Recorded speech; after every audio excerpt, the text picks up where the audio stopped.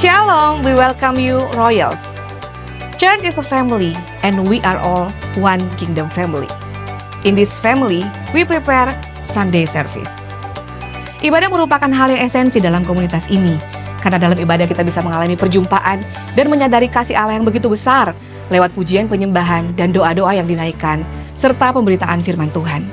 Oleh karena itu, panggilan beribadah bukan hanya sekedar ajakan yang baik, tetapi merupakan kehendak Allah. Ibrani 10 ayat 25 berkata, "Janganlah menjauhkan diri dari pertemuan-pertemuan peribadatan. Marilah kita giat melakukannya menjelang hari Tuhan yang semakin dekat." So, coming to Sunday service is not a burden, it's a blessing. This is one of the greatest blessings for you and your family. In this family, we prepare the worship. Kita semua diciptakan dan dipanggil untuk menjadi penyembahnya di dalam roh dan kebenaran. Worship is more than just a song. Penyembahan adalah suatu ekspresi ucapan syukur yang keluar dari hati dan kehidupan kita atas keagungan dan kemuliaan Tuhan yang telah memberikan segalanya yang terbaik untuk kehidupan kita melalui pribadi Kristus Yesus. Royals, apapun yang terjadi, let us worship Him at our best through our lives for His glory, because there is power in worship. In this family, we prepare the music. Musik bukan hanya soal nada, chord, maupun harmoni. Lebih dari itu, musik merupakan persembahan dari hati. Di setiap minggu, kami tidak hanya mempersiapkan sebuah aransemen yang indah, tapi kami juga mencurahkan hati kami di setiap melodi yang kami mainkan. Karena musik bukan cuma sebuah seni, tapi melainkan sebuah panggilan dari Tuhan. Music is God's gift to help us worship Him in spirit and truth. In this family, we also prepare the kids. Yes, karena rangkaian ibadah bukan hanya untuk orang dewasa, tetapi juga untuk anak-anak.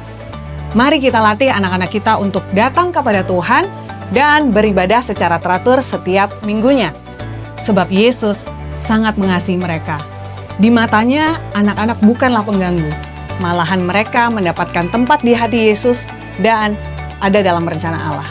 So, dengan membawa anak-anak ke gereja, kita sedang membawa mereka kepada pengenalan akan Tuhan dan kebesaran kasih-Nya.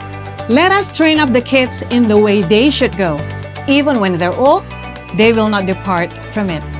We're called to prepare our hearts and minds for what God has for us today. Get ready to get those, Royals. And these are... Shalom, Royals!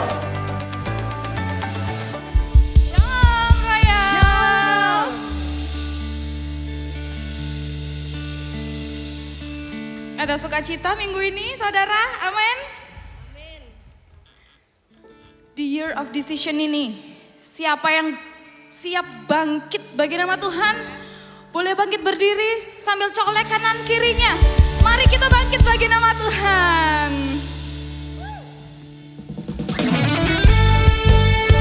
Mari bertepuk tangan, saudara.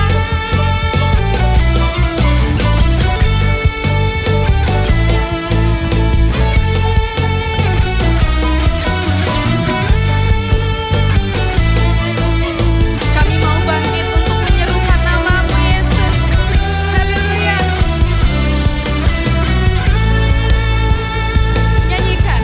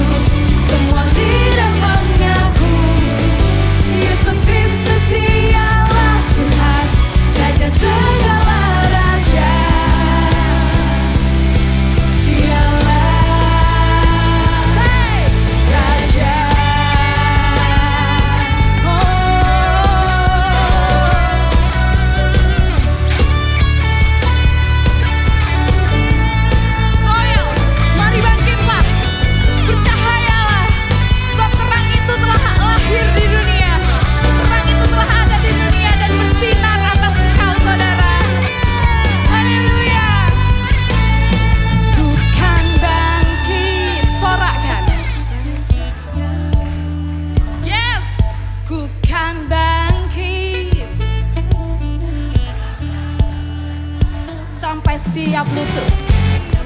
Yes, yes. Semua lidah mengaku Yesus Kristus dialah Tuhan, Raja segala raja. Dialah, ku kan bangkit. Lambaikan tanganmu, nyatakan kemuliaannya. Ku kan bangkit, nyatakan kebesarannya. Sampai setiap lutut bertelut, semua lidah mengaku Yesus Kristus dialah Tuhan, Raja segala raja. Dialah Raja, dialah Raja, oh dialah Raja. Dialah Raja kita yang mulia. Yang percaya Tuhan pembela kita, sorakan haleluya. Come on Royals, mari berikan pujian yang terbaik. Terima kasih Tuhan. Come on. Oh, oh, oh, oh, oh, oh, oh, oh, oh, oh, oh, oh, oh. Mari naikkan pujianmu. Aku buktikan kemuliaan-Mu dalam hidupku. Kami telah menyaksikan Tuhan, aku saksikan betapa besar kuasa-Mu Tuhan. Mari nyatakan kemuliaan-Nya. Dan ku nyatakan Tuhanlah pembelaku, ku takkan gentar. Tunjukkan iman-Mu, imanku teguh dalam-Mu. Sebut namanya, Yesus Tuhan Raja di pihakku. Haleluya.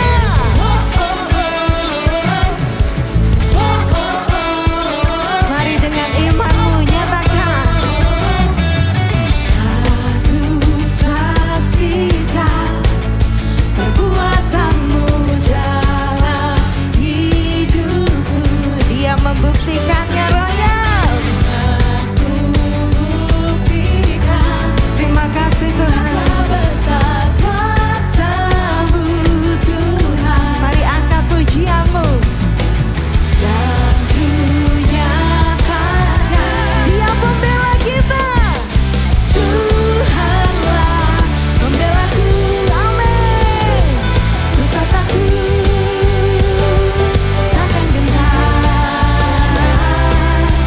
Imanku teguh dalam-Mu. Sebut namanya, Tuhan Raja di pihakku. Haleluya. Mari kasih tepuk tangan di atas kepala. Terima kasih Tuhan. Hati kami bersuka cita karena-Mu Tuhan.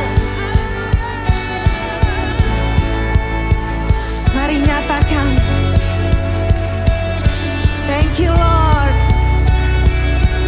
Hatiku bersuka penuh, jiwaku memuliakan-Mu. Ku mau bersorak bagi-Mu, ku mau tinggikan nama-Mu. Kau berjalan di depanku, Kau yang berperang gantiku. Ku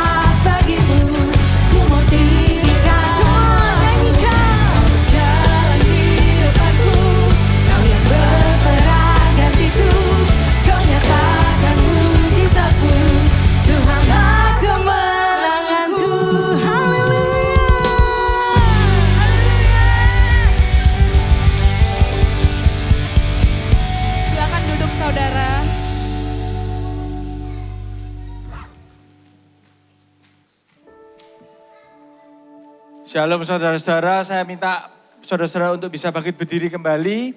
Kita arahkan tangan kita berdoa untuk anak-anak Rocky dan Roket yang ada di sini. Ayo ada dari Rocky, Roket. Kita berdoa kepada Tuhan Yesus. Bapak, kami mengucap syukur kalau Engkau sudah panggil anak-anak ini mengenal Engkau sejak sekarang ya Bapak. Terima kasih atas iman pengharapan yang ada pada mereka. Kami minta kemurahan hati-Mu Tuhan, kami minta proteksi yang daripada Engkau. Memberkati anak-anak ini Tuhan, mulai sekarang sampai dengan tuanya nanti, mereka boleh berjaga-jaga atas iman mereka. Dan kami berdoa, biarlah mereka bukan hanya berjaga-jaga atas diri mereka sendiri, tapi biarlah iman pada Kristus itu boleh mereka bagikan kepada siapapun yang mereka jumpai Bapak. Kami juga berdoa untuk kesehatan mereka, pertumbuhan mereka, studi mereka. Kiranya hikmat, kreativitas, kepandaian boleh tercurah atas mereka. Dan kami berdoa juga kalau ada anak-anak di sini yang akan melanjutkan ke jenjang yang lebih tinggi. Mereka sedang bingung dengan sekolah, dengan pemilihan jurusan atau apapun juga Tuhan. Kiranya mereka boleh menggumulinya secara pribadi bersama dengan Engkau. Dan mereka boleh menggenapi setiap destiny yang Tuhan sudah siapkan atas mereka. Kami juga berdoa untuk kakak-kakak Rocky di sini ya Bapak. Terima kasih atas hati mereka yang sudah melayani anak-anak kami. Kiranya Engkau yang menopang kehidupan mereka. Kehidupan pribadi mereka penuh dengan damai sejahtera dan sukacita. Sehingga mereka boleh melayani anak-anak kami dengan penuh sukacita yang daripada Engkau saja. Kami juga berdoa untuk orang tua yang ada di sini Bapak. Berikan hikmat yang daripada Engkau. Biarlah kehidupan orang tua di sini boleh menjadi teladan terbaik untuk menyaksikan Kristus ada dalam hidup orang tua di sini. Sehingga kehidupan orang tua boleh menjadi teladan yang baik untuk anak-anak Rocky dan Roket di tempat ini. Hanya ke dalam satu nama di atas segala nama kami minta dalam nama Tuhan Yesus Kristus, Tuhan dan Raja kami. Mari sama-sama yang percaya kita katakan, amin.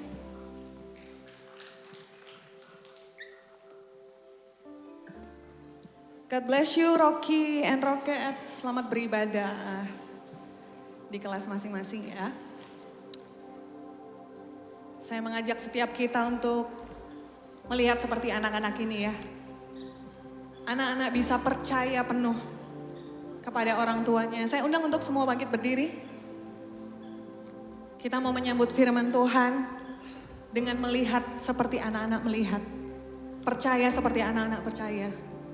Kalau mereka bisa percaya penuh dengan orang tua mereka, bisa merawat, melindungi, menjaga mereka. Padahal orang tua mereka adalah manusia yang punya keterbatasan, punya kelemahan. Bagaimana dengan iman dan percaya kita kepada Tuhan?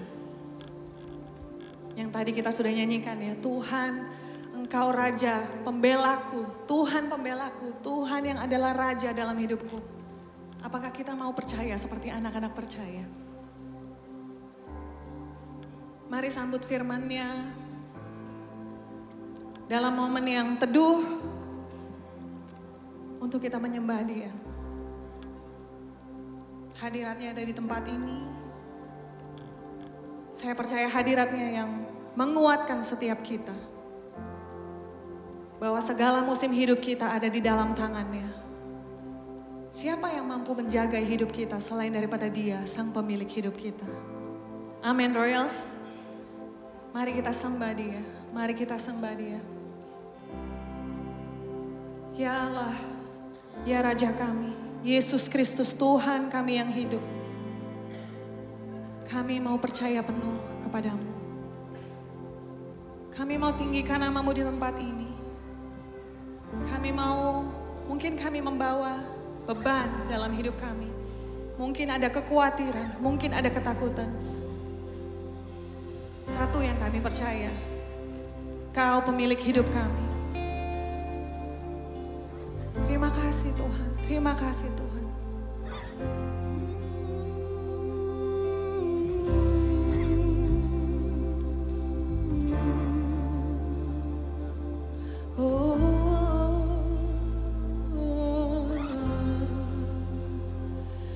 Terima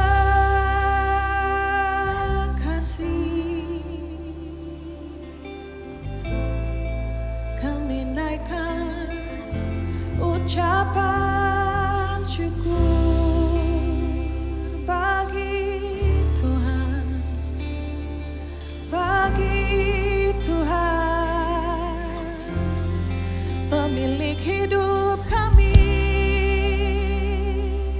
menaikkan ucapan syukur-Mu. Dia yang selalu ada di setiap musim hidup kita. Bahkan Dia yang selalu mengerti apa yang menjadi kekhawatiran kita, apa yang menjadi ketakutan kita. Mari datang kepada Dia.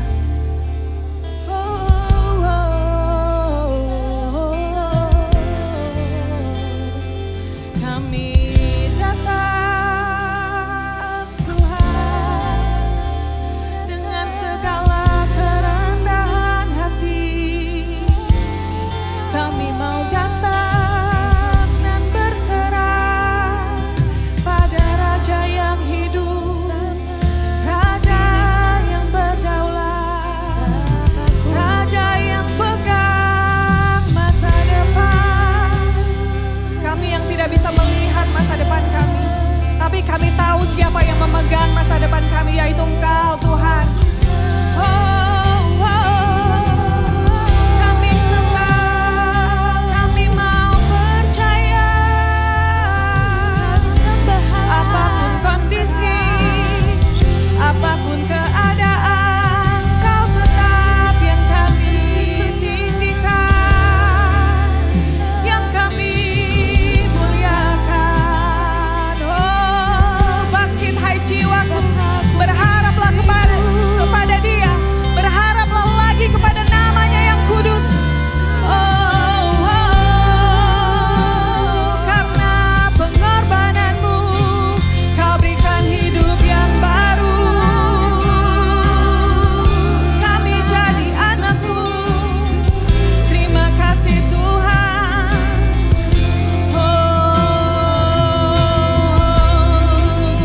Sembah, pujian, hormat hanya bagi-Mu.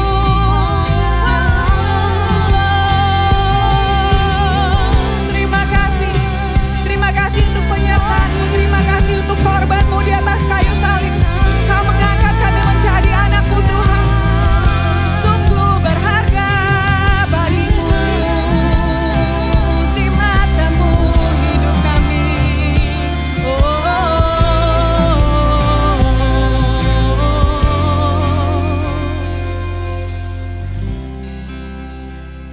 Kami mau serahkan segala kekhawatiran kami, mungkin kesesakan kami Tuhan. Kami percaya Engkau pemilik hidup kami. Thank you Jesus. Temui setiap hati yang mencari Engkau Tuhan. Segala kesesakan kami percaya ada Engkau. Kami percaya ada Engkau.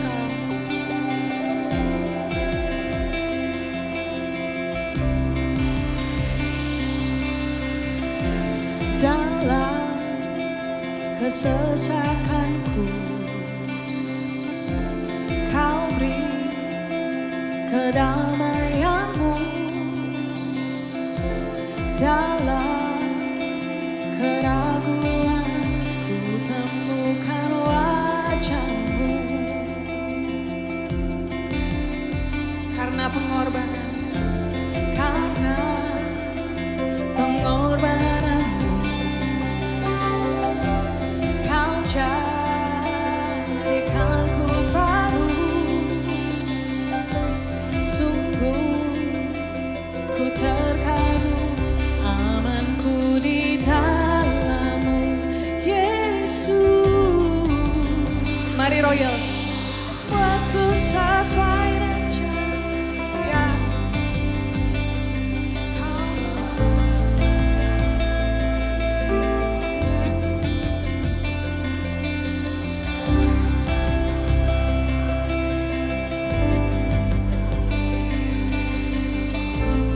Terima kasih Tuhan, kami milik karena pengorbanan-Mu saja.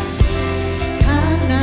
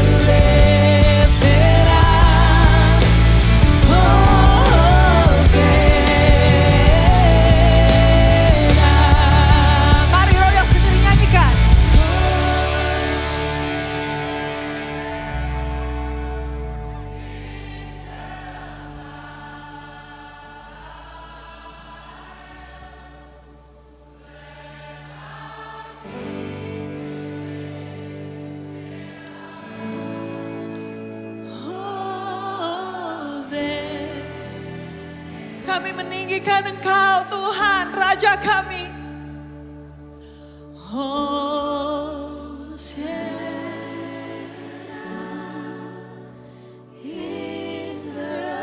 Tinggikanlah Engkau Tuhan.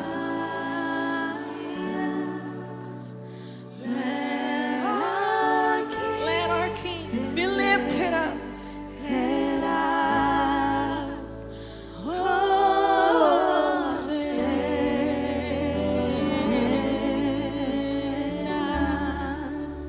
Let our King be lifted up.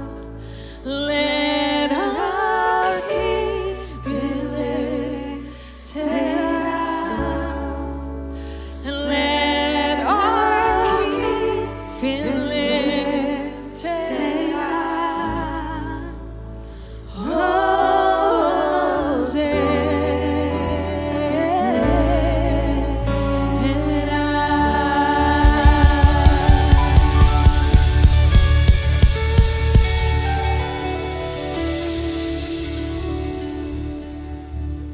Segala kebaikan-Mu dalam kehidupan kami.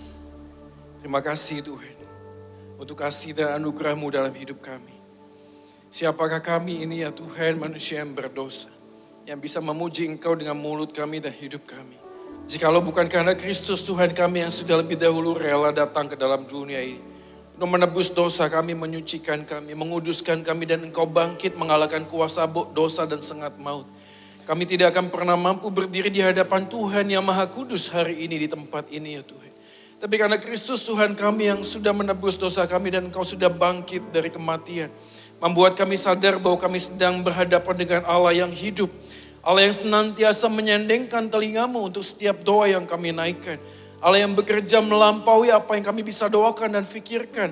Allah yang menuntun perjalanan hidup kami dari setiap musim kehidupan ke musim kehidupan yang lainnya. Allah yang tidak akan pernah meninggalkan kami manakala kami jatuh. Allah yang kasih-Nya tak berkurang ketika kami gagal dan tidak pernah bertambah pada waktu kami berhasil. Allah yang senantiasa hadir setia di dalam kehidupan kami. Kepada Engkau sajalah Tuhan kami menyembah dan memuji Engkau ya Tuhan. Terima kasih Tuhan Yesus, terima kasih. Karena kebaikan kemurahan hati-Mu lah kami ada sebagaimana kami ada hari ini. Dan hari ini di awal tahun yang baru ini Tuhan. Kami bawa hidup kami sekali lagi di mezbah-Mu ya Tuhan. Menjadi persembahan yang berkenan. Karena kami tahu Engkau tidak berkenan dengan persembahan yang kami bisa berikan. Karena kami manusia yang berdosa. Tetapi hidup kami ini ya Tuhan yang sudah Engkau tebus, Engkau sucikan.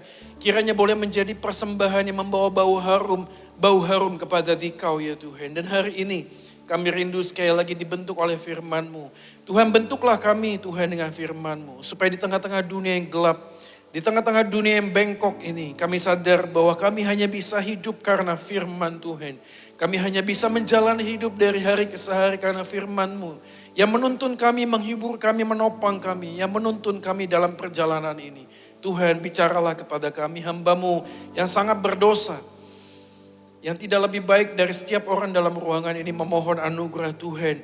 Mampukan dia untuk menyampaikan isi hati-Mu sesuai dengan kebenaran kitab suci. Dan kami percayalah Roh Kudus yang walaupun tidak bisa kami lihat dengan mata jasmani, Engkau hadir di sini. Dalam hati dan pikiran kami Tuhan, mampukan kami untuk mengerti firman-Mu Tuhan. Bekerjalah melampaui kata-kata hamba-Mu ya Tuhan. Mampukan kami untuk memahami dan mampukan kami untuk melakukan apa yang kami pahami. Sehingga hidup kami berkenan di hadapan Engkau. Dari awal hingga akhir, firman-Nya akan kami dengarkan, segala puji hormat hanya bagi Dikau. Demi Kristus Tuhan, firman yang hidup Tuhan dan juru selamat manusia satu-satunya, kami sudah berdoa dan memohon. Amin, amin, amin. Silakan duduk. Teman-teman sekalian, shalom buat kita semua. Apa kabar 2026? Luar biasa ya, luar biasa. Semoga luar biasa baiknya dan juga pergumulannya karena Tuhan juga tetap menolong kita di setiap pergumulan kehidupan kita. Amin, saudara. Nah, hari ini kita akan melihat sebuah tema yaitu time and decision, waktu dan pengambilan sebuah keputusan. Mari kita langsung saja membuka Alkitab kita. Hari ini diambil dari sebuah firman, ayat firman Tuhan yang saya tahu mungkin menjadi ayat favorit bagi banyak orang Kristen. Pengkhotbah pasal yang ketiga, ayatnya yang ke-11. Karena hanya satu ayat saja, mari kita baca ayat ini bersama-sama. Pengkhotbah pasal 3, ayatnya yang ke-11. Saya nggak tahu apakah oke ditampilkan ya. Kita baca sama-sama ya. Dalam hitungan yang ketiga, 1, 2, 3. Ia membuat segala sesuatu indah pada waktunya, bahkan ia memberikan kekekalan dalam hati mereka. Tetapi manusia tidak dapat menyelami pekerjaan yang dilakukan Allah dari awal sampai akhir. Demikianlah firman Tuhan, berbahagialah kita yang tidak hanya mendengar firman menyimpannya, tetapi yang melakukannya dalam kehidupan kita hari lepas hari. Saya menyampaikan salam hangat dalam kasih Tuhan kita Yesus Kristus dari majelis dan juga hamba Tuhan dari tempat di mana saya melayani, itu GKI Pregolan Bundar. Shalom buat kita semuanya. Senang sekali karena gereja kita ini kayak saudara ya, saudara tapi mungkin ya mirip-mirip gitu ya, mirip-mirip. Kita semuanya belajar menjadi anggota tubuh Kristus yang bersama-sama bertumbuh di dalam Tuhan. Oke, hari ini kita akan coba melihat satu bagian tentang Pengkhotbah pasal 3 ayat 11. Saya akan membukanya dengan sebuah kisah 3 anak pemuda yang kemudian tinggal di dalam sebuah apartemen dan apartemen mereka tinggal di lantai 30, saudara ya, lantai yang sangat tinggi sekali. Nah, pada waktu mereka setelah hangout, makan, nonton bareng, pada waktu pulang mereka mendapati bahwa listrik di apartemen mereka itu mati ya, shutdown gitu ya. Jadi alhasil bukan cuma lampu tidak bisa menyala tapi juga liftnya tidak bisa berjalan, berfungsi. Akhirnya mereka memutuskan harus berjalan kaki menaiki dari lantai 1 sampai lantai ke-30. Nah karena mereka tahu perjalanannya bakal panjang bro, maka mereka memutuskan cari Indomaret, cari Alfa, beli Citato, beli minuman karena mereka tahu mereka harus berjalan cukup panjang. Nah pada waktu mereka sudah sampai dan akan memulai lantai yang pertama, mereka mulai merasakan kok boring ya. Ini pasti membosankan nih, bayangin lantai 1 sampai 30 bro, wah ini panjang banget, pasti bosan. Konon si A, si B, dan si C, katakanlah namanya demikian. Si A ini kemudian mempunyai sebuah ide yang brilian. Idenya adalah gini aja, kita killing time supaya kita gak bosan pada waktu jalan, kita akan bagi dari lantai 1 sampai 10 si C ini cerita tentang hal-hal yang menakutkan, yang mengerikan gitu ya. Cerita apapun, pokoknya membuat kita takut supaya kita terhibur, paling dia begitu ya. Lalu kemudian lantai 10 sampai 20 gilirannya si B. Nah kamu punya topik yaitu tentang komedi ya. Pokoknya cerita lucu apa saja yang membuat kita itu tertawa. Nah ini plot twistnya. Jadi kemudian lantai 20 sampai lantai 30. Konon kemudian si A mengatakan saya yang cerita. Nah tema saya adalah cerita sedih. Oke. Karena cerita sedih dan mau dekat harapannya adalah walaupun kita sedih tapi akan ada penghiburan. Karena kita sudah akan tiba. Oke. Akhirnya long story short mereka cerita, mereka jalan ya cerita serem, mereka pada takut karena takut mereka jalannya lebih cepat. Kemudian tiba-tiba tidak sadar sudah sampai lantai yang ke-10. Oke, bagian yang berikutnya cerita tentang yang berikutnya setelah menyeramkan komedi. Oke ya, cerita komedi mereka tertawa, wah udah mulai capek tapi kemudian gak kerasa. Nah cerita yang terakhir lantai 20 sampai ke lantai 30 cerita tentang kesedihan ya mereka dengar cerita sedih, mereka menangis terseduh-seduh dan seterusnya sampai kadang-kadang udah air matanya habis. Lalu kemudian lantai 29, lalu temannya mengatakan udah stop ya gak usah cerita sedih lagi, kita udah mau sampai. Tapi si A ini kekeh, dia tetap mau cerita tapi gue harus cerita ini yang paling menyedihkan. Ini yang paling menyedihkan, udah gak usah kita udah mau nyampe, gak usah cerita sedih lagi. Tapi gue kudu cerita ini. Akhirnya temannya mengatakan, ya sudah kamu cerita aja. Lalu dia mengatakan, aduh minta maaf. Ternyata kunci kita itu ketinggalan di bawah. Ya mereka betul-betul menangis saudara ya. Karena sudah sampai lantai ke-29 mau sampai lantai ke-30 ternyata kuncinya tidak ada. Saya membayangkan ada banyak orang hari ini menjalani kehidupan seperti orang yang menaiki anak tangga. Ya, hidup itu berat of course. Kita menyiapkan banyak hal. Tapi pada waktu kita berjalan kita seringkali lupa membawa sesuatu yang justru jauh lebih penting dari sekedar perjalanan itu. Right? Kita justru lupa membawa sesuatu yang harusnya jauh lebih penting. Karena kalau waktu kita menjalani sebuah kehidupan di dalam dunia ini dan kita kehilangan yang penting itu, maka apalah artinya semua perjalanan itu, brother, buat apa? Maka yang terpenting dari sebuah kehidupan bukan cuma sekedar mempertahankan hidup, memperjuangkan hidup, tapi mengerti apa arti kehidupan. Karena arti kehidupan itu menjadi landasan kenapa kita harus menjalani hidup. Karena hidup adalah perjuangan. Beberapa orang hidup adalah perjuangan. Apa yang kamu perjuangkan? Yaitu tadi cari pasangan lah, bisnis lah, dan segala macam. Hidup adalah perjuangan. Tapi buat apa kita susah payah berjuang? Tapi pada satu titik akhirnya kita kemudian harus menuai kesedihan karena kita nggak ngerti apa yang sedang kita jalani. Maka saya akan membukanya dengan sebuah kalimat dari Socrates, seorang filsuf. Yang mengatakan demikian saudara. The unexamined life is not worth living. Ini udah nyala ya? Oke, ini dia. Hidup yang tidak teruji tidak layak untuk dijalani. Setuju gak sih? Hidup yang tidak teruji tidak layak untuk dijalani. Karena kata Socrates tentang menguji bukan cuma sekedar pengetahuan. Bukan hanya sekedar kita tahu definisi arti hidup, bukan. Yang Socrates katakan adalah kesadaran tentang apa yang kita tahu. Karena ada banyak orang tahu apa yang dia percaya, tapi nggak sadar apa yang dia tahu itu nggak selaras dengan apa yang dijalani. Gambaran gampangnya adalah begini. Di sini ada yang pernah mabok alkohol nggak? Wah, orang suci semua Anda.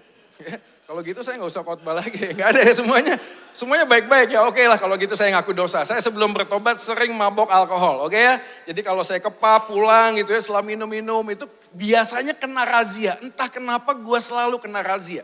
Dan menariknya di Bandung, kalau kita selalu ngomong tentang nggak minum alkohol atau minum alkohol, polisi selalu nanya, kamu mabok ya?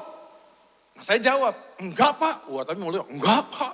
Tapi baunya bau dragon sudah ya, baunya alkohol. Nah menariknya adalah polisi selalu punya SOP. SOP-nya adalah dikasih satu benang atau garis lurus gitu ya, garis. Lalu setiap orang itu suruh ngantri, suruh jalan. Oke? Lalu suruh jalan, ngikuti jalan garis tersebut. Ya. Dan menariknya adalah setiap kali kamu mabok ya? Saya bilang, enggak pak saya nggak mabok. Kalau gitu kamu jalan, bapak nggak percaya, lihat pak saya nggak mabok pak. Mana saya mabok, lihat saya lurus kan jalannya, lurus loh pak. Padahal sudah semakin jauh sudah. Nah kata Socrates tentang hidup yang teruji bukan juga sekedar tahu. Karena ada banyak orang Kristen, tahu nggak hidup tentang Tuhan? Hidup adalah punya Tuhan, tahu nggak? Halo, tahu nggak? Tahu saudara, tapi kalau kita dibentangkan sebuah garis, hidup untuk Tuhan nggak? Saya hidup untuk Tuhan, siapa bilang saya hidup nggak untuk Tuhan? Saya hidup untuk Tuhan, tapi garisnya Tuhan di sono. Makin bulan, makin minggu, makin tahun bukan semakin dekat dengan apa yang Tuhan mau, tapi semakin jauh dari garisnya Tuhan. Maka gambaran ini menjadi penting buat kita kemudian menguji. Waktu mengambil sebuah keputusan dalam sebuah ranah waktu yang terbatas, pertanyaan yang paling signifikan adalah apakah kamu menjalani hidup yang kamu tahu dengan kesadaran penuh bahwa hidup yang kujalani bukan tentang aku tapi tentang Tuhan. Bro maaf ngomong hidup untuk Tuhan tuh gampang. Gampang saudara. Tapi pada waktu kita ngomong tentang menjalani hidup untuk Tuhan gak gampang. Kenapa? Karena Alkitab mencatat Yesus men-challenge banyak orang. Kalau kamu ingin mengikut aku kamu harus apa? Menyangkal diri bro dan memikul salib. Kapan? 1 hari, 1 minggu, 1 bulan. Seumur hidupmu menyangkal diri dan memikul salib. Take up your cross and deny yourself every day. Setiap harinya. Pergumulan inilah menjadi hal yang menjadi penting buat kita. Karena pada waktu kita ngomong tentang apa yang kita percaya, hidup selalu harus diuji. Maka saya menarik sekali kalau saya belajar tentang filsafat. Ada sebuah bidang ilmu filsafat yang selalu ngomong tentang epistemologi. Ya, dalam hitungan ketiga lupakan saja, ini saya ngomong begini supaya kelihatan pengkhotbahnya agak pinter gitu ya. Epistemologi itulah why I believe what I believe. Kenapa saya percaya apa yang saya percaya. Nah hari ini kita kemudian mencoba untuk menguji. Kalau hidup adalah untuk Tuhan, percayakah bahwa apa yang kita percaya hidup untuk Tuhan itu bisa diuji. Maka waktu kita ngomong tentang hidup untuk Tuhan, menjadi orang Kristen, menjadi pengikut Kristus, why? Why? Kenapa? Bukan cuma sekedar apa itu menjadi pengikut Yesus. Tapi kenapa kita jadi pengikut Yesus? Dan selalu jawaban yang paling umum adalah tradisi. No. Kenapa kamu Kristen? Engkau Kristen. Papa mama Kristen, saya Kristen. Ya, di sini ada anak majelis, anak pendeta, anak hamba Tuhan. Selalu begitu. Kita justru menjadi beban. Kenapa? Karena orang lain ngelihat orang tua kita yang selalu aktif dalam gereja. Dan kita jadi orang Kristen tidak lagi membawa sukacita. Kenapa? Karena penilaian orang terhadap diri saya selalu dikaitkan dengan kehidupan orang tua saya yang aktif jadi pengurus. Kita jadi orang Kristen karena tradisi. Ada lagi yang kedua, apa itu? Sosial. Kenapa jadi orang Kristen? Karena klub padel saya semua Kristen om. Ada orang-orang yang main padel sama saya Kristen semua. Ya supaya kita semuanya seragam ya sudah. Saya jadi orang Kristen. Kenapa? Karena sosial. Ada orang-orang tertentu jadi orang Kristen. Kenapa tau nggak? Karena SD, SMP, SMA nggak ada pilihan sekolah lain. Sekalian sekolah Kristen.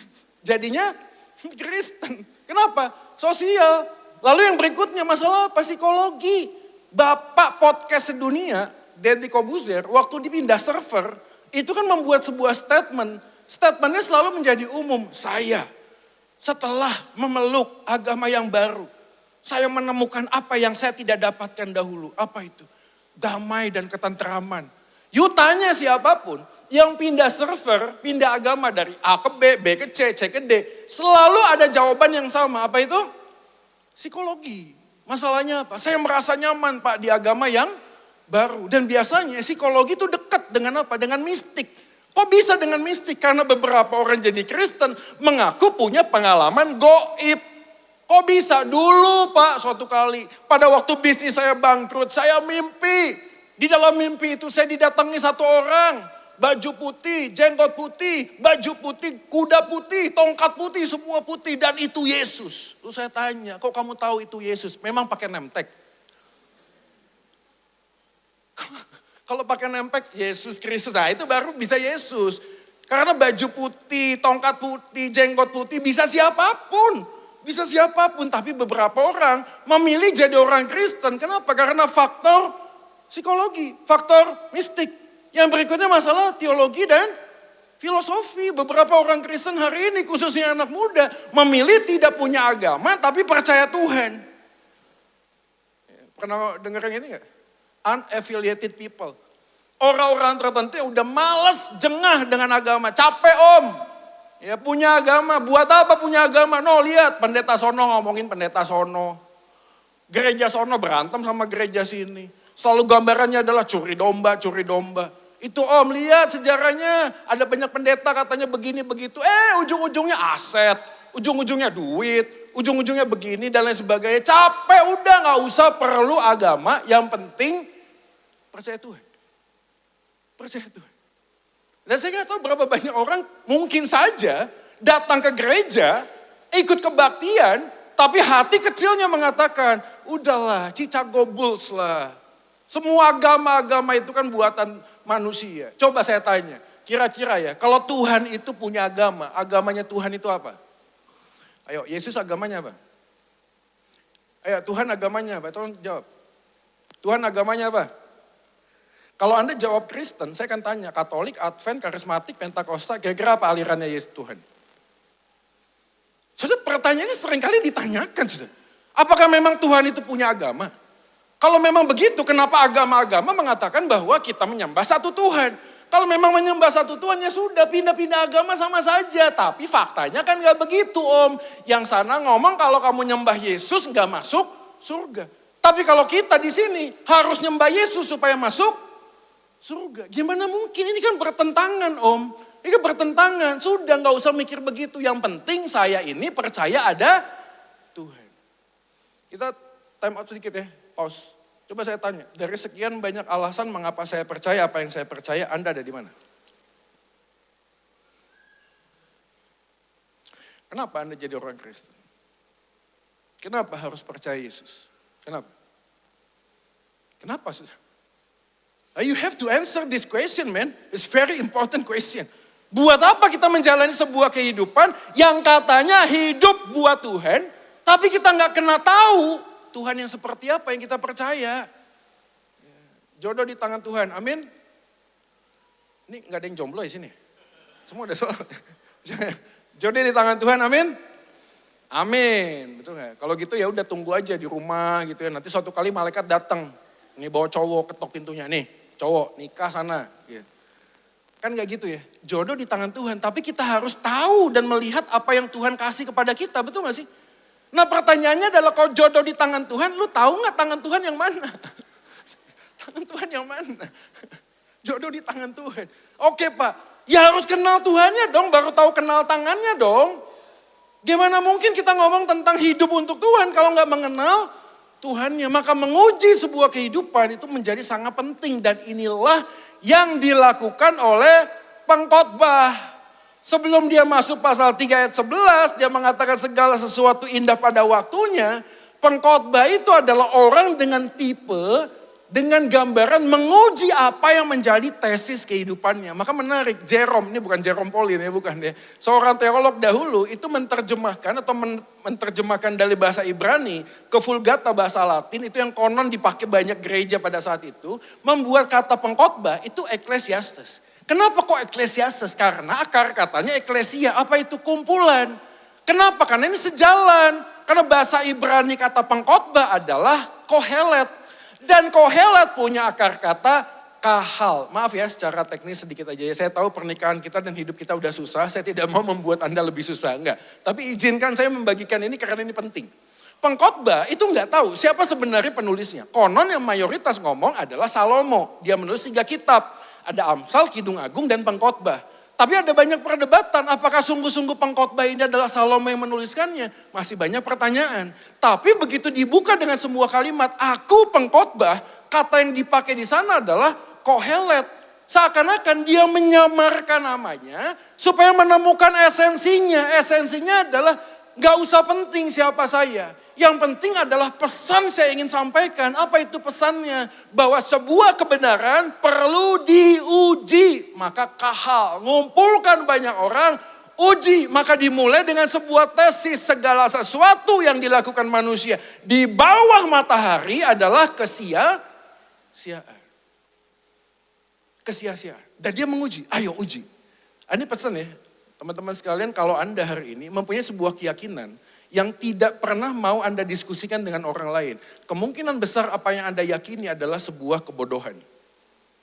Karena sebuah kebenaran yang sejati selalu membuka ruang diskusi untuk dikritik dan dicari tahu sebuah kebenarannya. Lihat, beberapa orang yang hari ini mengambil sebuah pilihan ajaran yang menyimpang, selalu ngomong begini, udah deh gak usah tanya, pokoknya gua percaya. Nah udah kalau begitu ya, pokoknya gua percaya. Kemungkinan besar probabilitasnya agama yang dia yakini adalah sebuah agama yang sesat. Karena agama yang sesat selalu menutup diri untuk ruang diskusi. Tapi kekristenan justru hadir dengan sebuah semangat. Buka sebuah kebenaran. Uji kebenaran itu. Benarkah apa yang saya katakan? Segala sesuatu yang manusia lakukan di bawah matahari adalah sebuah kesia-siaan. Karena pesan yang penting dalam konteks bagian ini adalah kalau memang semua yang di bawah matahari kesia-siaan, berarti ada yang dilakukan di atas matahari. Ini premisnya. Premisnya adalah kalau ada yang di bawah matahari, berarti ada sesuatu yang di atas matahari. Makanya Pengkhotbah pasal 3 ayat 11 mengatakan tentang apa yang Allah kerjakan di dalam kekekalan. Soalnya penting untuk kita bisa memahami bahwa hidup manusia itu bukan cuma sekedar di dunia ini, bro. Tesis yang diberikan kepada pengkhotbah kepada kita hari ini adalah untuk mengungkapkan sebuah kesejatian kehidupan bahwa hidup bukan hanya sekedar perjuangan di bawah matahari, tapi sesuatu yang dilakukan di bawah matahari dan memberi dampak di dalam kekekalan. Karena by default manusia memang bukan dicipta hanya untuk dalam diri ini. Di dunia ini. Maka ini adalah pesan penting buat kita, keterbatasan kita dan terbatasnya waktu. Lihat ya, sementara di bawah matahari. Seharusnya menyadarkan kita untuk hidup bagi Tuhan. Apa itu Tuhan? Nilai Tuhan itu adalah eternal. Kekal, bro. Maka gambaran kita hidup di bawah matahari dan mengerjakan sesuatu di bawah matahari untuk yang kekal, itu jangan ditunda, itulah arti hidup untuk Tuhan. Hidup untuk Tuhan itu bukan merubah hidupmu jahat jadi baik. Bukan cuma itu. Hidup untuk Tuhan itu dimulai dari perubahan mindset bahwa hidup yang kujalani dalam kesementaraan ini mempunyai dampak dalam kekekalan. Harusnya begitu. Mindsetnya adalah aku kerja hari ini. Tapi apa yang aku kerjakan di bawah matahari ini harus punya nilai kekal. Kok bisa begitu? Karena mic ini dibeli bukan dari doa, bukan hanya sekedar jatuh dari surga. Tuhan gereja butuh mic, Tuhan kasih no. Mau merek apa? Sennheiser, Shure, mau merek apa dikasih? Enggak, ini beli mic pakai duit. Duitnya sementara apa kekal? Duit sementara apa kekal? Sementara. Mic sementara apa kekal? sementara. Tapi waktu mic diomongin dan ada orang yang bertobat, pertobatan dia punya nilai yang kekal. Gereja ini gedungnya sementara, betul? Tapi setiap orang yang datang dan duduk di sini dan mendengarkan firman yang nilainya kekal, dia dimerdekakan. Hidup dari kesementaraan menuju kepada kekekalan. Itu nilai kehidupan. Jadi kalau kita tahu menguji hidup, maka pertanyaannya adalah apakah yang kukerjakan di dalam kehidupan ini mempunyai dampak yang kekal, brother. Kalau tidak punya nilai dampak yang kekal, maka semuanya menjadi sia-sia. C.S. Lewis mengatakan sebuah kalimat menarik. Ketika kita memiliki keinginan yang tidak bisa dipuaskan oleh apapun di dunia ini. Right? Penjelasan yang paling masuk akal adalah karena kita memang dibuat bukan untuk dunia ini. Jadi sangat mungkin bahwa semua kepuasan yang dunia berikan bukanlah untuk memenuhi. Bukan untuk memenuhi. Tapi adalah untuk mengungkapkannya. This is true, man. Semakin banyak kita mengejar segala sesuatu di bawah matahari ini, hati kita tidak akan pernah puas. Betul? Makanya nggak aneh koruptor itu begitu ditangkap dan dibuka semua kehidupannya. Kita geleng-geleng kepala. Gajinya ratusan juta, Om. Bukannya nggak punya uang nih orang. Punya uang. Anda tahu? Orang yang kena investasi bodong itu punya duit, Om. Bukannya nggak punya duit. Yang dia taruh MM-an ratusan juta. Kok bisa begitu? Harusnya kan disimpan aja, Pak. Sudah banyak itu uang. Tapi orang yang punya uang banyak selalu berpikir bagaimana caranya ini uang bisa berlipat kali ganda. Saya mengucapkan turut berbelasungkawa buat mereka penggemar TR. Karena konon sudah masuk dalam kepolisian. Saya nggak tahu Anda Theoderik apa TR. Nggak tahu Anda pewaris atau perintis. Tapi semua orang yang mengklaim kepada Polres Tabas melapornya menjadi agak sulit. Kan kamu ngetik buy-nya kan dengan jempol kamu, katanya begitu. Kan kamu beli kripto atas kemauan kamu, tapi Pak diiming-imingi, kenapa kamu mau? Tapi ini menarik, kenapa? Karena konon yang ada di dalam kelompok TR ini ribuan orang. Siapa dia? Anak-anak muda. Kenapa? Karena konsepnya adalah apa yang bisa dikerjakan dengan mudah, hasilnya bisa besar. Dengan usaha sekecil-kecilnya, begitu kan? Mendapatkan keuntungan yang sebesar-besarnya. Ini gue lihat ada beberapa anak muda nih. Bro, hati-hati bro. Lu mau ngapain? Mimpi apa? Punya Lambo, Porsche. 50 juta jadi 100 miliar. Cuma ngetek pencet-pencet gini doang. Dari mana ke mana itu too good to be true, betul gak? Tapi banyak orang yang kena gak? Kenapa? Karena konsepnya tentang diri sendiri. Gambaran yang dikerjakan adalah supaya saya bisa memuaskan apa yang saya bisa inginkan. Kenapa? Karena selalu begitu. Indrakens lah. Ini karena udah inkrah ya. Karena saya ngomong TR karena belum inkrah, right? Ya, karena masih dalam proses, saya menghormati. Ya, tapi you know what I mean, right? Ya Bapak itu kan ada di Alkitab tuh ada kitab 1 Timotius, 2 Timotius. Nah namanya agak-agak mirip sama itu orang. Kurang lebih begitu ya. Tapi selalu begitu gitu loh. Orang-orang kemudian selalu berpikir, kalau saya dapat Pak, saya bisa puas. Kalau saya puas, saya bisa mendapatkan apa yang saya inginkan. Maka saya bisa puas. Bisa? Enggak, saya selalu mengatakan semakin kamu isi hatimu dengan apapun yang dunia tawarkan, semakin kosong hatimu. Kenapa? Karena by default hatimu, hidupmu bukan didesain untuk itu. Bukan. Maka sebelum sang pencipta yang adalah Kristus yang datang ke dalam dunia memenuhi hatimu dan memuaskan hatimu. Kemanapun kamu pergi kamu akan mencari kepuasan yang dunia tawarkan. Selalu begitu. Selalu begitu. Manusia tidak akan pernah puas. Gambaran ini. Ada orang ngomong sama saya, Pak, orang kalau sudah menikah pasangan saya berubah, Pak. Saya bilang dia gak berubah. Pernikahan itu hanya mengungkapkan aslinya pasangan kamu. Ada amin? Amin gak sih? Orang itu gak berubah. Orang itu hanya diungkapkan melalui pernikahan. Dulu Pak waktu pacaran, setiap kali pacaran jalan kan gitu. Pak cerita klasiknya kalau kesandung, aduh kakimu kenapa sakitnya sini saya gendong gitu. Ini batu ngapain sih ada di sini gitu. Setelah menikah kan kisahnya gak begitu, betul gak sih? Begitu kesandung matamu di mana? Itu kasihan batu. lagi diem kamu tendang gitu. Itu balik. Hanya mengungkapkan sama. Tawaran dunia itu tidak mengubah hati kita, enggak. Tawaran dunia dengan kepuasan itu hanya mengungkapkan bahwa sebenarnya hati kita selalu ingin dipuaskan oleh sesuatu di dalam diri kita. Maka ini pesan pertama yang harus kita bawa. Saudara. Mengambil keputusan, lihat deh. Mengambil keputusan untuk hidup dengan kesadaran. Sadar bro, bangun. Jangan mabok dengan semua yang dunia tawarkan, bangun. Kesadaran bahwa hidup kita ada di dalam kendali sang pemilik kehidupan. Frase pasal 3 yang ke-11 mengatakan demikian. Ia membuat segala sesuatu indah pada waktunya. Tapi sebelum masuk ke kalimat indah pada waktunya, pengkhotbah memulai dari ayat 1. Ayat 1 mengatakan untuk segala sesuatu ada masanya, untuk apapun di bawah langit ini ada waktunya. Jadi kata waktu ada dimulai di ayat 1. Tapi ayat 1 itu menggunakan dua kata waktu yang berbeda. Satu dalam waktunya, satu masanya. Dalam terjemahan bahasa Inggris itu dipakai kata time and season. Jadi ada musim, ada waktu. Konsiderasi bagian ini sebenarnya harus dilihat dengan POV-nya orang tradisi kuno. Orang tradisi kuno, khususnya orang Israel, itu selalu memaknai waktu dengan kehadiran Tuhan. Ini dia. Maka orang Yahudi itu bicara tentang hukum Taurat selalu mengatur tentang waktu.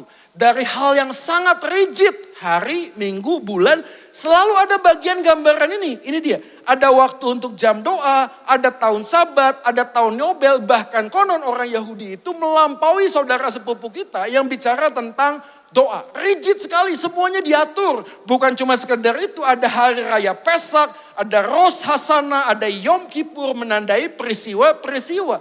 Bukan cuma sekedar itu, orang Yahudi itu percaya sekali bahwa kehidupan bangsa Israel itu ada arah sejarahnya.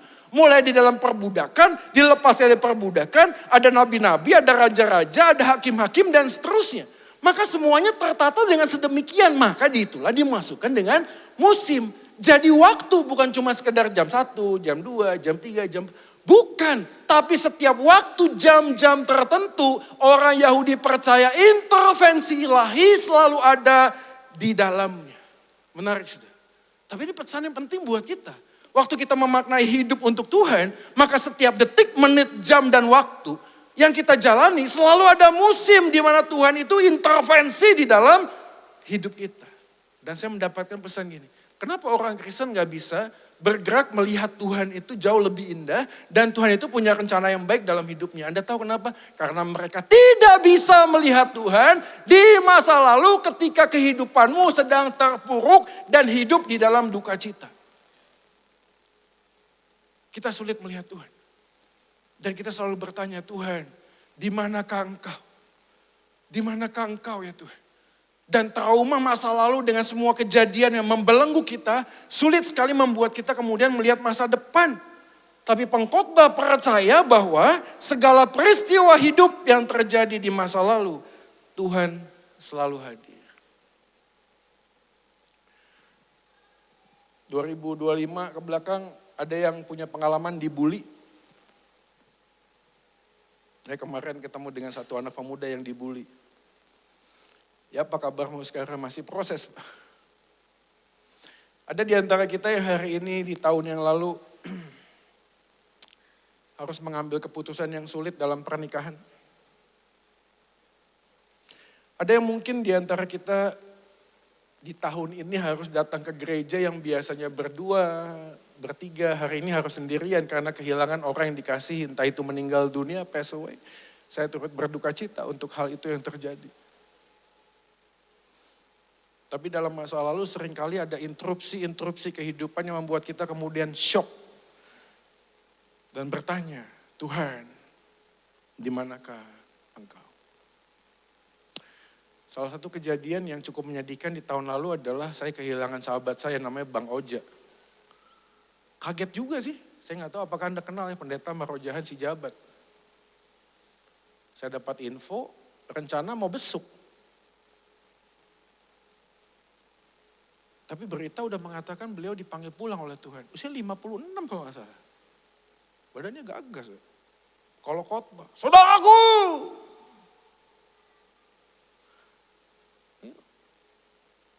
kadang nanya juga gitu, saya datang ke Grand Heaven gitu. Saya nangis, saya belajar. Saya bilang Tuhan, saya bilang maaf ya Tuhan, maaf. Pengen tanya.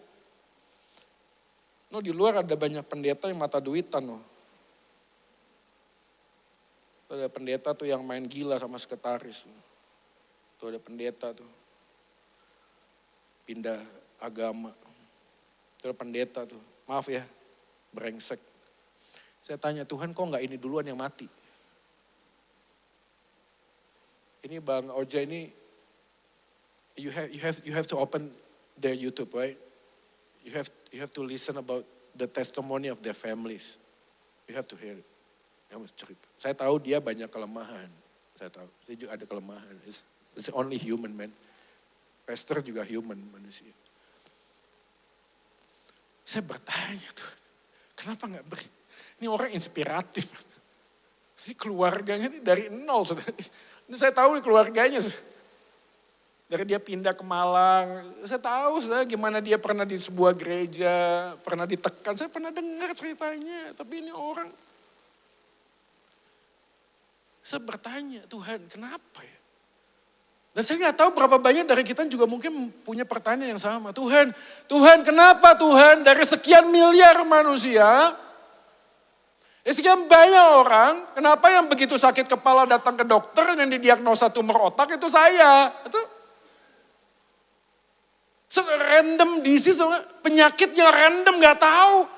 Yang dokter juga mengatakan, apakah kok bisa muncul sih kanker dari mana sih, datang dari mana nih? Genetik enggak, jaga hidup iya kok bisa sih? Pertanyaan seperti itu. Berapa banyak orang hari ini punya pasangan muda, sudah pacaran lama. Sudah siap-siap nih, udah cari vendor mau menikah. Ketahuan nih orang selingkuh. Kok bisa sih Tuhan, bagaimana mungkin? Kok bisa? Ada orang hari ini hidup dengan investasi bersama dengan orang join. Bukan orang lama, bukan orang baru. Udah anggap saudara sendiri. Ternyata uang saya dibawa lari Pak, dibawa lari. Bukan ratusan juta Pak, MM-an Pak. Bertanya kenapa, salah saya apa, di manakah engkau, kenapa engkau gak kasih tanda, kenapa engkau gak kasih peringatan. Pertanyaan-pertanyaan seperti itu sudah. Yang kadang-kadang membuat kita ngomong hidup untuk Tuhan. Iya, tapi hati kecil ngomong percuma ya hidup untuk Tuhan. Percuma. Tapi ini dia poinnya sudah. Harusnya di dalam Kristus. Belenggu masa lalu telah diputuskan. Supaya hari ini kita dimampukan untuk hidup bagi dia. Percaya bahwa Yesus yang datang ke dalam dunia ini menebus dosaku dan dosamu. Itu sudah memberi hidupnya. Kalau hidupnya sudah diberikan kepada kita, maka pertanyaannya apa yang mau kita minta lagi sama dia? Apa saudara? Kalau hidupnya yang satu-satunya dikorbankan bagi aku dan engkau hari ini. Maka apa yang kita bisa mau komplain lagi? Penderitaan model apa lagi yang kita mau komplain? Karena segala penderitaan yang paling menyakitkan di bawah kolong langit ini dirasakan, dialami oleh yang namanya Yesus Kristus. Dan kalau dia sudah menjalani segala sesuatu penderitaan, maka kita mencatat kita punya imam besar yang turut merasakan penderitaan aku dan engkau. Dan hari ini kita harus belajar apa move on. Tuhan terima kasih Tuhan. Karena engkau mengizinkan sebuah kehidupan masa lalu yang berat untuk aku jalani. Tapi aku tahu engkau tidak pernah tidak ada, engkau ada di sana. Dan engkau pada waktu melihat aku sulit, aku terpuruk, aku tahu Tuhanku tak pernah tinggalkan aku. Dan kepastian akan pengharapan itu membuat kita hari ini bisa mengangkat kepala kita dan mengatakan 2026 ini gua jalan. Bukan karena aku bisa, tapi karena Yesusku tak pernah tinggalkan aku. Aku punya sebuah kepastian. Segala kehidupan di masa lalu, sekecil apapun intervensi ilahi selalu ada di dalamnya. Maka hari ini mereka yang sudah diperdamaikan melalui karya salib Kristus akan belajar untuk berdamai. Yuk berdamai yuk. Ayolah. Mau hidup dengan tangisan lagi hari ini. Mau meratapi lagi. Saya tahu ini gak gampang. Dan kita selalu teringat dan ngomong, aduh seandainya saya gak invest ya, seandainya saya gak ikut itu, seandainya saya gak gini, seandainya. Dan perkataan seandainya itu pernah dikatakan oleh siapa? Maria dan Marta. Maria dan Marta ketika Lazarus sakit, dia mengirim WhatsApp kepada Yesus centang 1. Ditelepon Yesus, nggak diangkat sama Yesus. Ini Lazarus sudah sekarat, Maria dan Marta berdoa, itu Alkitab catat. Tapi Yesus tidak kunjung datang, kenapa? Karena Yesus sengaja menunda. Sengaja menunda. Maka pada waktu Yesus datang dan Lazarus sudah mati, Anda tahu perkataan Maria dan Marta? Dia tanya sama Yesus, Yesus seandainya, maka saudaraku gak akan mati. Tapi dari kisah itu kita bisa menemukan ada jawaban. Jawabannya adalah justru Lazarus dibangkitkan. Di sana ada klaim tentang siapa Yesus. Akulah kebangkitan dan hidup. Bahkan ketika ketemu dengan Maria dan Maria datang, Tuhan seandainya Tuhan. Anda tahu Maria waktu nangis dan Yesus ngapain? Yesus khotbah. Yesus kasih 2 SKS, no. Yesus ngapain? Yesus turut menangis. Karena waktu kita memikirkan masa lalu yang berat di masa lalu, kita gak bisa ngomong lagi. Yang bisa ngomong cuma tangisan air mata. Dan Anda tahu Yesus ngapain? Dia membuka tangan dan mengatakan, "Come, mau nangis, ayo. Nangisnya jangan sendirian, aku pun turut menangis bersama dengan Engkau." Itu Tuhan kita, saudara. Tuhan kita yang setia. Tuhan yang sudah memberi hidup ya buat kita. Maka hari ini kita yang diperdamaikan, kita tahu. Kita bisa move on menjalani kehidupan ini. Kenapa? Karena kita tahu kita punya Tuhan yang tidak pernah meninggalkan kita. Poin yang kedua yang terakhir, mengambil keputusan untuk mempercayakan hidup kepada sang pemilik kehidupan. Pasal 3 ayat 11 mengatakan demikian. Ia membuat segala sesuatu indah pada waktunya. Bahkan dia memberikan kekekalan, tadi kita udah bahas kekekalan dalam hati mereka. Tapi ini dia, manusia tidak dapat menyelami pekerjaan yang dilakukan Allah. Kata yang dipakai adalah fathom. Yet so that he cannot find out what God has done from the beginning. Itu English Standard Bible version. Gambaran begitu. Karena sebenarnya ayat 11 kata frase tidak dapat menyelami. Itu bukan berarti ada sesuatu yang kita tidak bisa mengerti. Bukan. Tapi sesuatu hal yang appear, exist, dia selalu ada. Tapi kita tidak dapat menyelamnya, artinya bukan menghilangkan rasio kita, Bung. Untuk kita bisa mengerti apa yang Tuhan kerjakan, bukan. Tapi dia adalah hal yang terjadi melampaui rasio kita, sehingga kita hanya dengan anugerahnya bisa mengerti. Gambaran tidak dapat menyelami, bukan mengeliminasi rasio. Maka kadang-kadang saya bingung, ada beberapa orang Kristen hidupnya itu ngomong tentang hidup untuk Tuhan. Tapi maaf, bunyinya itu fatalistik. Tahu gak fatalistik? Segala sesuatu yang dikerjakan sudah ngomong, ya sudahlah Tuhan pasti pelihara hidup saya. Saya tanya, hidup kita dipelihara Tuhan gak di masa depan? Amin? Hidup kita dipelihara Tuhan gak masa depan? Amin? Kenapa kerja? Kenapa kerja? Ini yang menarik ya. Suatu kali keadiasa, ada seorang jemaat meninggal. Tim kedukaan setelah mimpin pulang di mobil. Terus ngobrol, satu orang AI ngomong begini, duh kasihan ya yang meninggal masih muda. Tapi sayang gak bisa jamu, jaga mulut. Lihat badannya gemuk. Makanya diabetes, kolesterol dan sebagainya. Satu orang om terus nimpalin. Terus saya gini, Pak Joy minta maaf saya tanya. Ini anak muda mati karena kehendak Tuhan atau karena diabetes? Coba saya tanya ya. Kira-kira kalau anak muda ini jaga makan, tidak gemuk, tidak diabetes, dia mati gak? Nah sebelah sini. Kira-kira yang membuat dia mati memang kehendak Tuhan atau kehendak dirinya sendiri? Ini kok pada bingung mukanya. Pelan-pelan.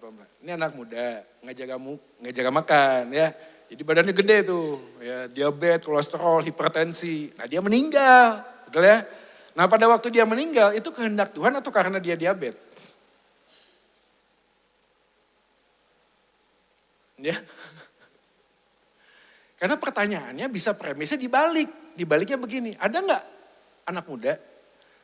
Atau nggak usah anak muda, kakek-kakek lah, opa-oma kita lah, ya betul ya. Jaga makan gitu ya, sehat, tapi nggak meninggal, ada nggak? Ada ya? Ada nggak yang jaga makan anak muda tapi meninggal juga? Jadi masalahnya adalah karena dia nggak jaga makan atau karena kehendak Tuhan? Ini dong. Saya percaya Tuhan pasti akan pelihara saya.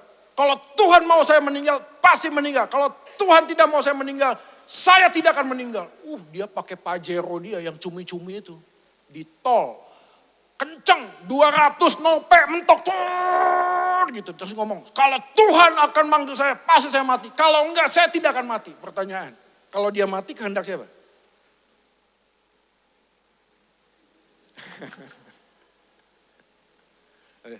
Tuhan pasti pelihara saya. Kalau memang Tuhan mau saya mati, pasti mati. Kalau enggak, pasti saya enggak mati. Dia nyebrang TP, saudara. Enggak lihat kiri kanan. Aku beriman pada Tuhan, pasti tidak akan mati. Terus dia ketabrak mati. Kira-kira salah siapa? Kadang banyak orang Kristen tuh gak pernah mengerti ini. Jadi bagaimana Pak? Ya sudahlah kalau memang percaya Tuhan dengan iman. Percaya saja. Enggak gitu Om. Tidak dapat menyelami itu bukan berarti mengeliminasi hikmat. Bukan berarti mengeliminasi logika. Bukan berarti mengeliminasi apa yang Tuhan percayakan. Tidak. Tuhan mempercayakan kita logika dan hikmat. Supaya kita bisa belajar bertanggung jawab pada apa yang kita kerjakan. Ada kakek di NTT, 75 tahun smoking. Saya tanya, opa gak takut tak meninggal?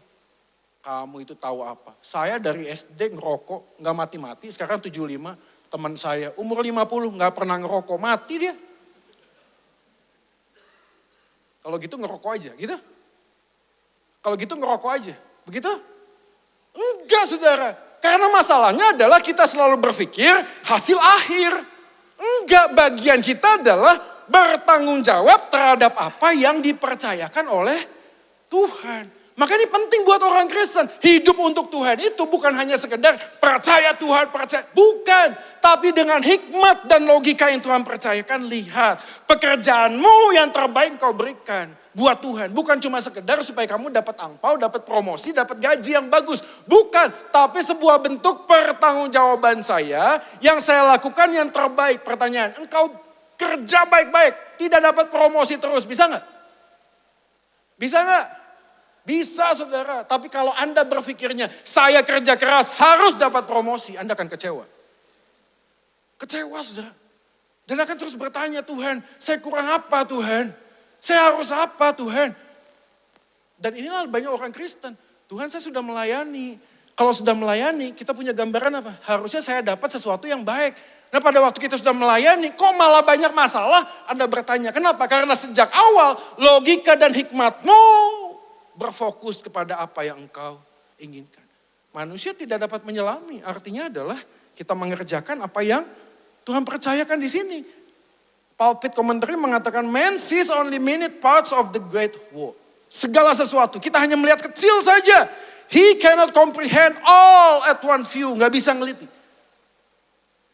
Maka gambaran kalimat dari komentari ini digambarkan oleh C.S. Lewis sekali lagi dengan gambaran apa? Dimensi.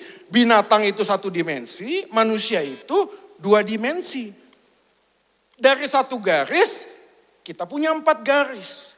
Yang satu garis gak bisa memahami 4. Kenapa? Karena dia punya 1. Tapi yang 4 bisa memahami yang 1. Kenapa? Karena engkau bagian dari aku, itu dimensinya. Demikian kita manusia dengan Tuhan. Kita melihat bujur sangkarnya. Tapi kita nggak ngelihat kubusnya 3 dimensi. Tapi perhatikan. Kita bisa lihat enggak bujur sangkarnya? Bisa. Jadi apa sih Pak mau ngomong apa? Tuhan itu percayakan sesuatu pada Anda hari ini. Betul? Kerjakan yang terbaik. Tapi Anda tahu hasil akhirnya? Nggak pernah tahu. Tapi hari ini yang aku yakin adalah hidupku berharga bukan karena apa yang aku miliki, tapi karena siapa Yesus yang sudah memiliki hidupku. Maka aku mengerjakan yang terbaik yang aku lihat hari ini di 2026. Karena aku sadar aku ingin bertanggung jawab terhadap apa yang Tuhan percayakan kepada saya. Walaupun, lihat ya, hasil akhirnya kamu tidak dapat menyelaminya.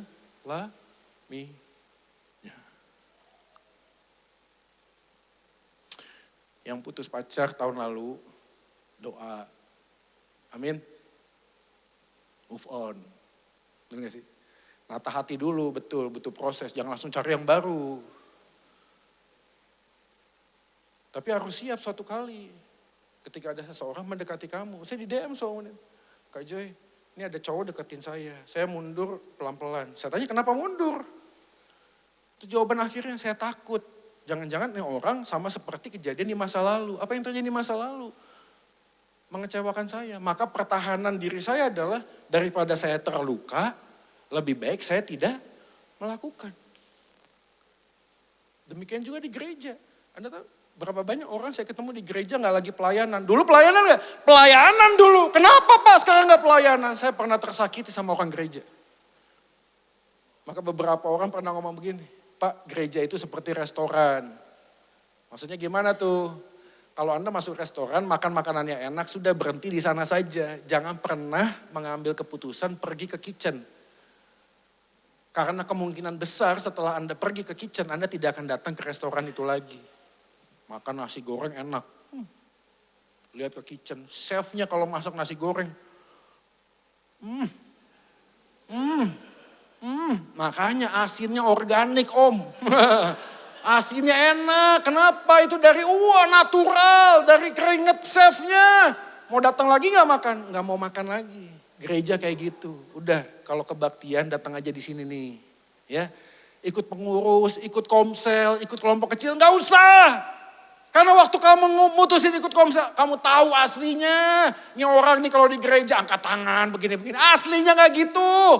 Daripada kamu terluka lebih baik gak usah. Saya gak tahu berapa banyak orang Kristen hari ini mungkin ada di sini begitu. Pernah terluka di masa lalu sehingga apa kemudian tidak lagi mau mengambil pilihan untuk melayani. Tapi Tuhan hari ini kasih sebuah pesan. Let's go man. Lepaskan belenggu masa lalu. Kalau memang aku harus terluka, aku tahu Yesusku mencinta aku hingga terluka. Supaya aku bisa belajar tetap mencinta walaupun harus terluka. Gokil. Gokil kan.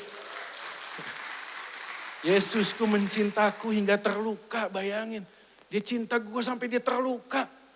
Kalau dia sendiri aja terluka hingga mencintai saya, bagaimana mungkin saya berharap tidak terluka waktu mencintai orang yang tidak sempurna.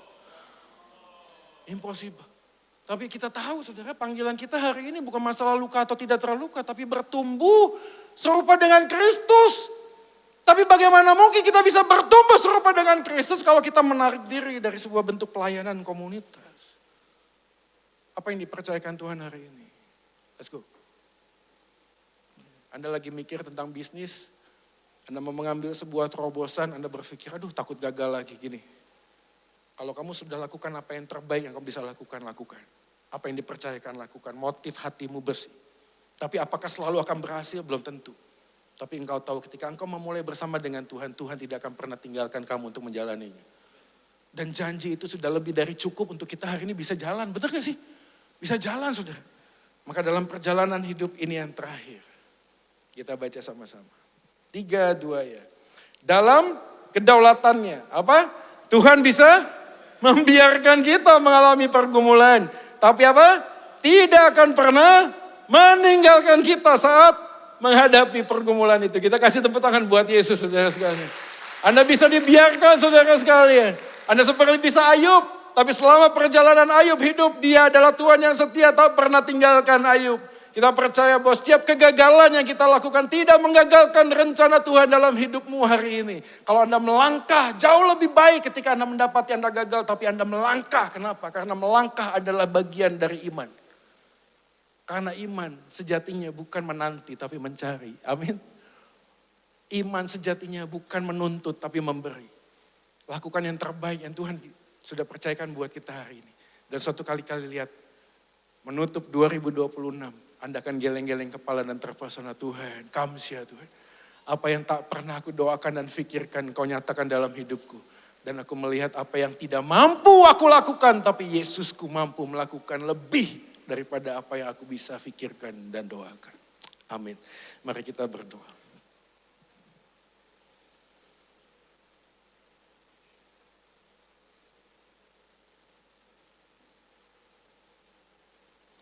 Bapa di dalam surga.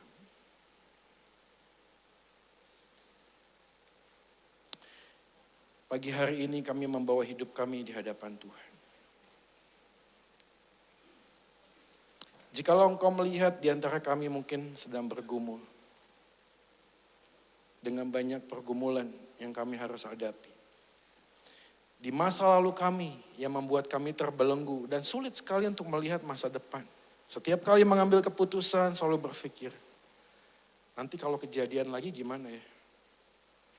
Tapi hari ini firman Tuhan memberikan peneguhan hati. Jalan kalau memang Tuhan percayakan, melangkah. Walaupun hasil akhirnya belum tentu seperti yang engkau inginkan.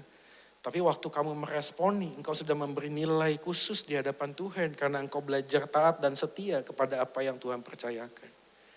Mungkin di antara kita hari ini ada yang belum bisa move on dengan pengalaman masa lalu. Entah itu duka cita, masalah relasi, masalah bisnis, ditipu oleh orang.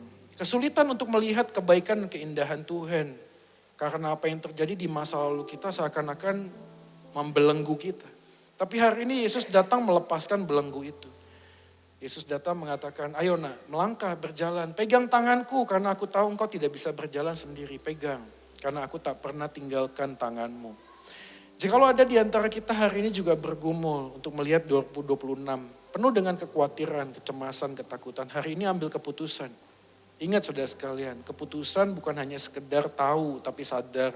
Sadar artinya adalah melakukan apa yang kita tahu, lakukan yang kita tahu. Firman-Nya sudah dinyatakan, lakukan apa yang firman-Nya nyatakan. Hari ini jikalau ada di antara kita yang mengatakan, Tuhan 2026 ini aku mau. Bukan aku mampu, aku mau. Maka mampukan aku ya Tuhan, aku mau.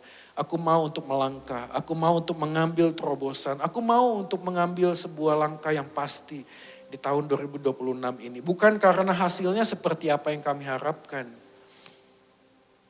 Tapi ingin belajar taat dan setia. Silakan taruh tangan kanan Anda di dada. Saya akan berdoa buat Bapak Ibu Saudara sekalian. Puji Tuhan. Kami menaruh tangan kami di dada kami Tuhan. Di rumahmu, di tempat ini. Kami bawa hidup kami. Jikalau engkau melihat ada yang pernah terluka di tahun lalu. Tuhan, engkau balut dengan darah dan kasih-Mu.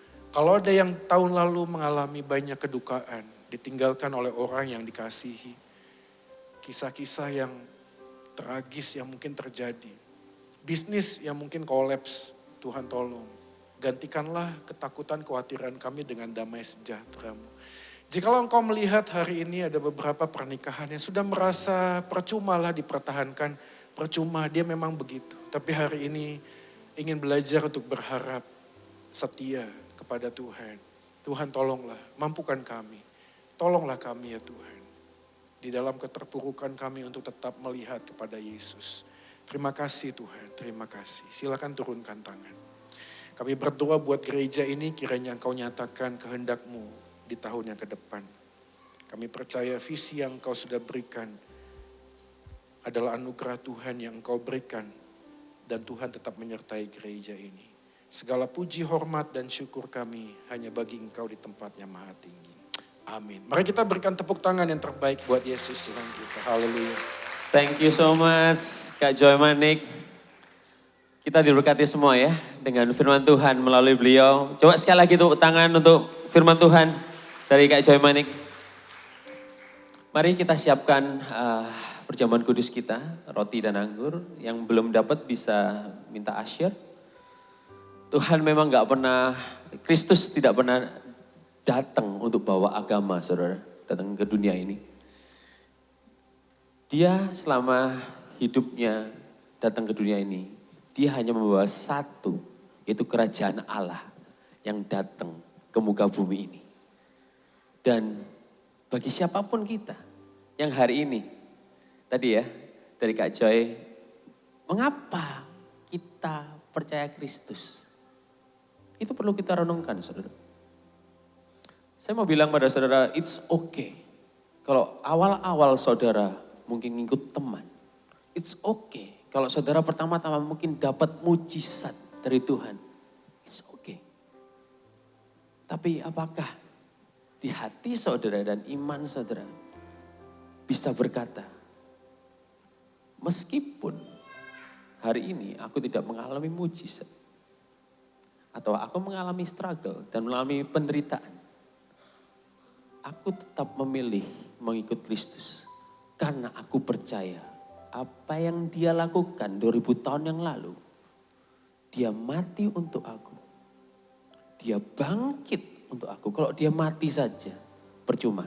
Kita tidak perlu di sini, saudara. Tapi dia mati untuk aku dan dia bangkit untuk aku. Bahkan setelah kebangkitannya, gereja Tuhan didirikan. Yaitu di mana kita ada, di mana tempat kita berada sekarang ini. Tuhan berarti menyertai kita sepanjang hidup kita. Untuk itu saudara, kami juga dari tim pastoral sebelum saya perjamuan kudus ya. Kami mungkin juga minta maaf saudara, kalau ada setiap saudara yang mungkin sakit hati pada saat proses pelayanan bersama dengan kami. Percayalah, hal itu Tuhan izinkan terjadi, gesekan Tuhan izinkan terjadi. Untuk membuat kita saling bertambah dewasa di dalam Kristus. Mari semua bangkit berdiri.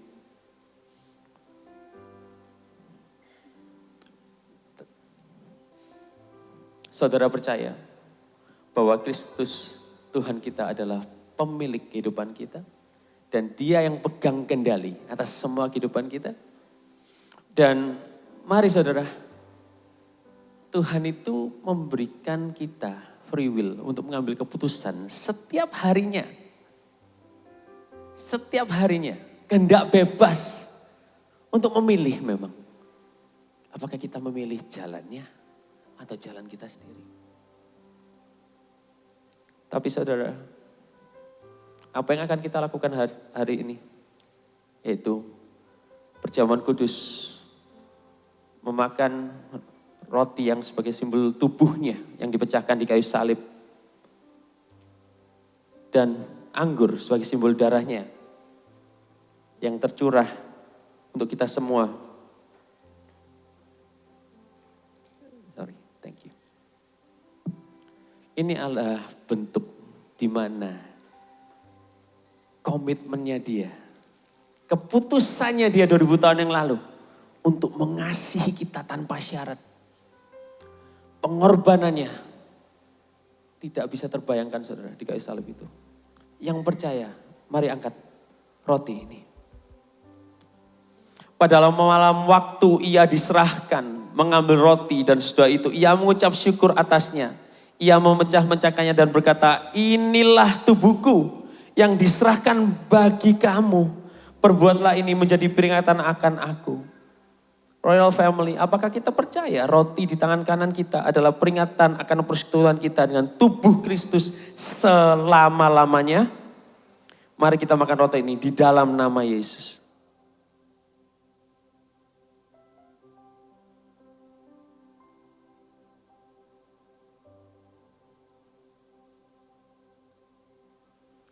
Mari angkat cawan anggur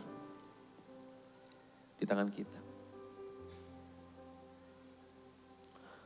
Sesudah makan, lalu berkata, cawan ini adalah perjanjian baru yang dimeteraikan oleh darahku. Perbuatlah ini setiap kali kamu meminumnya menjadi peringatan akan aku. Royal Family, apakah kita percaya bahwa anggur di tangan kanan kita adalah peringatan akan persekutuan kita dengan perjanjiannya seumur hidup kita? Mari kita minum cawan ini di dalam nama Yesus.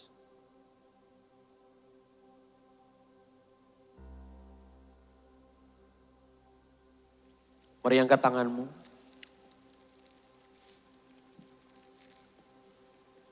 Bapa, tangan ini terangkat. Tanda bahwa kalau hari ini kami diingatkan firman Tuhan melalui hamba-Mu, Kak Joy Manik Tuhan. Ujilah kekristenan kami Tuhan. Ujilah iman percaya kami Tuhan. Bahwa kami percaya bukan pada tangan-Mu saja. Tapi kami ingin percaya pada pribadi-Mu. Kami ingin percaya pada who you are. Kami gak mau mempergunakan Engkau Tuhan. Untuk apa yang kami mau Tuhan. Tapi please Tuhan, pergunakanlah kami. Cerita kehidupan kami untuk kemuliaan nama-Mu Tuhan. Biarlah storyline untuk kemuliaan-Mu itu terjadi di setiap detik kehidupan kami. Intervensi Tuhan. Setiap keputusan yang membuat kami bingung, intervensi Tuhan. Hikmat-Mu turun atas kami. Biarlah setiap keputusan setiap detik keputusan di hidupan kami akan mencerminkan rencanamu yang kami jalani setiap hari Tuhan. Terima kasih Bapak. Terima kasih Bapak. Terima kasih atas firman yang dibagikan hari ini melalui Kak Joy Manik. Kami percaya melalui Kak Joy Manik Tuhan, firman Tuhan akan dibagikan secara luar biasa. Akan mengubahkan hidup orang banyak. Akan membuat orang bertobat. Akan membuat orang berpaling dari jalannya yang sesat menuju ke jalan Tuhan yang kekal Tuhan. Terima kasih Bapak, pakailah dia seumur hidupnya untuk kemuliaan namamu. Di dalam nama Tuhan Yesus, kami berdoa dan ucap syukur. Amin. Silakan duduk saudara, dan kita mendengarkan suara gembala.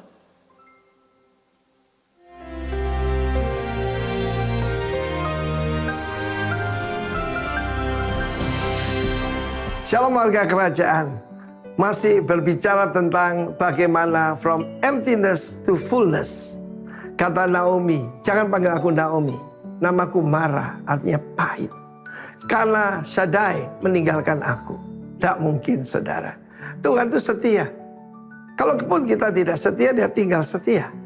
Nanti kita belajar ketika dia memungut jelai itu, dia mendapatkan hasil 1 eva. Kerja keras. Tidak apa-apa, saya pernah mengalami masa-masa seperti itu. Hidup dari hari ke hari. Di sana saya cuma mengandalkan, aku sekarang warga negara kerajaan Allah. He will take care of me. Dia adalah El Shaddai, the double-breasted one. Lalu yang di dalam pasal ketiga adalah kitab Rut yang kita pelajari hari-hari ini. Dan jangan lupa, kita masih berpuasa ya. Masih di dalam mungkin penyelesaian daripada puasa Daniel.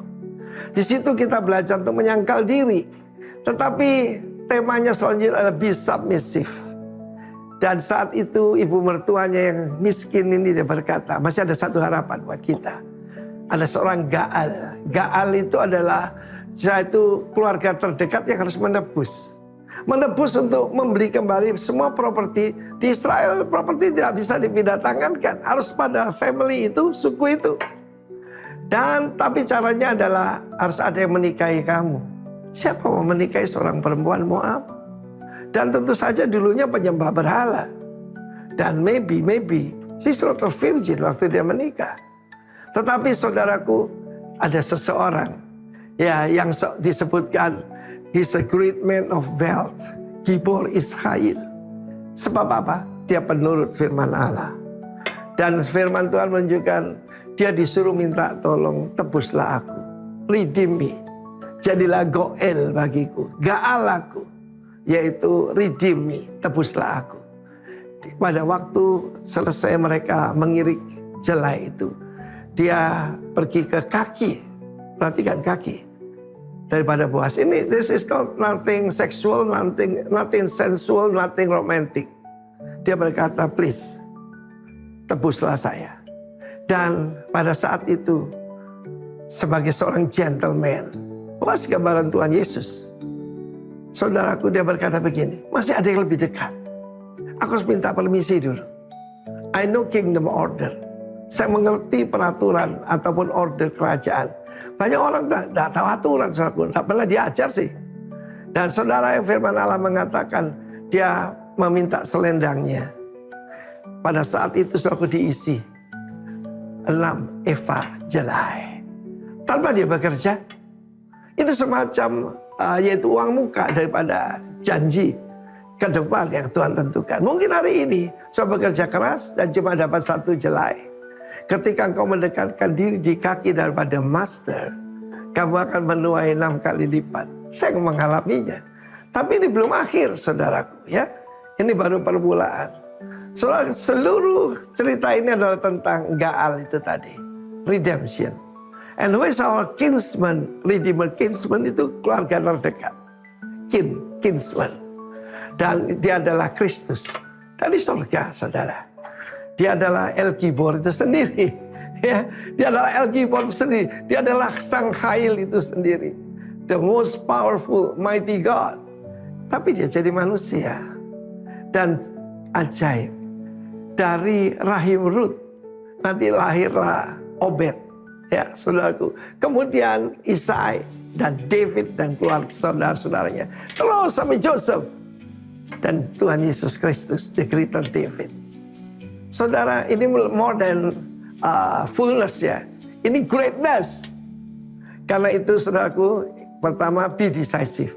Kedua, be diligent. Yang satu ini be submissive. Hormati orang tuamu.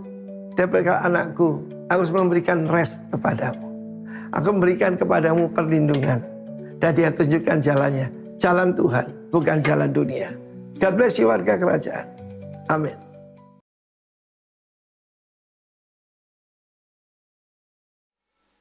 Shalom Royals Family. Wah, siapa yang merasa terberkati pada hari ini? Wah, luar biasa. Saya ingin mengucapkan terima kasih untuk Today's Preacher kita, Pendeta Joy Manik, beliau dari GKI Pregolan. Berikan tepuk tangan. Oke, terima kasih. Banyak pesan yang kita dapatkan pada hari ini ya. Selanjutnya kita akan mengadakan persembahan. Hari ini ada persembahan reguler dan Royal Care. Bisa dipersembahkan melalui kantong persembahan atau QRIS dan melalui amplop di belakang ini. Oke, sebelum kita memulai persembahan, mari kita berdoa. Tuhan, terima kasih atas berkat-Mu, terima kasih atas hari ini, terima kasih juga untuk firman-Mu yang hamba-Mu sudah sampaikan ya Tuhan. Sebentar lagi kami akan melakukan persembahan, biarkan persembahan kami bisa memberkati banyak orang dan juga memperluas kerajaan surga di muka bumi ini. Haleluya, amin. Oke, selagi kantong persembahan dijalankan, saya ingin menyapa mungkin ada jemaat yang baru pertama kali hadir di Gereja Royals. Boleh angkat tangan? Wah, tidak ada rupanya jemaat setia semua. Karena jemaat setia, saya ingin mengundang bagi para jemaat untuk mengikuti KC atau Komsel ya. Kita bisa lihat di belakang ini ada beberapa KCP yang kita bisa ikuti dan juga untuk info lebih lanjut kita bisa scan QR code yang ada di belakang layar. Nah, pengumuman selanjutnya ada 2 good news. Nah, mungkin jemaat ada yang ingat kita selalu mengajak jemaat untuk follow, like, comment, and share IG @Royals dan Surabaya. Good news pertama, kita sudah mencapai 1000 followers. Wah, luar biasa. Tapi jangan lupa kita tetap like, share supaya kita bisa selanjutnya. Wah, terima kasih. Kita bisa sampai 1 juta followers ya guys ya. Nah, good news kedua, kita bisa melakukan live untuk melakukan quick words. Jadi sebentar lagi kita akan melakukan quick words karena sudah bisa live IG. Nah, berikutnya next preacher kita ada pendeta muda Henry Hehanusa, beliau dari Rock Riverside, Bali. Wah, jauh-jauh dari Bali ya. Pengumuman berikutnya kita akan mengadakan doa bersama. Rock Royal One Heart Prayer akan diadakan di hari Jumat 23 Januari jam 18.30 di GBI Royal Church. Selanjutnya ada One Day Gathering dengan tema Serving Forward Together in Purpose. Ini untuk semua pekerja. Ini adalah One Day Gathering yang akan diadakan pada hari Sabtu, tanggal 24 Januari, jam 8 pagi sampai jam 3 sore di Rock Royal Church. Untuk info selanjutnya atau pendaftaran bisa di KCP masing-masing dan tidak dikenakan biaya. Free ya guys. Untuk hospitality hari ini ada pastel roget dan pastel suun. Wah, bisa dinikmati setelah ibadah selesai. Oke, demikian pengumuman hari ini. Saya mengundang Ko Andrew untuk doa berkat. Terima kasih, Tuhan memberkati. Mari saya undang bait berdiri semua. Lord bless you and keep you. Make His face shine upon you. Be gracious to you. Lord turn His face toward you and give you peace. The Lord will bless you. Lord bless you and keep you. Make His upon you, be gracious to you. Lord, turn His face towards you and give you peace. Amen.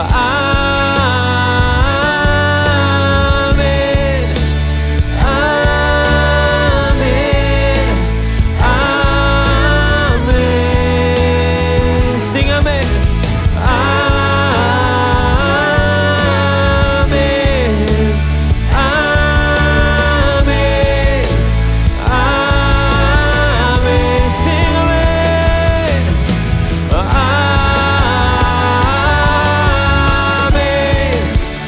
Amen.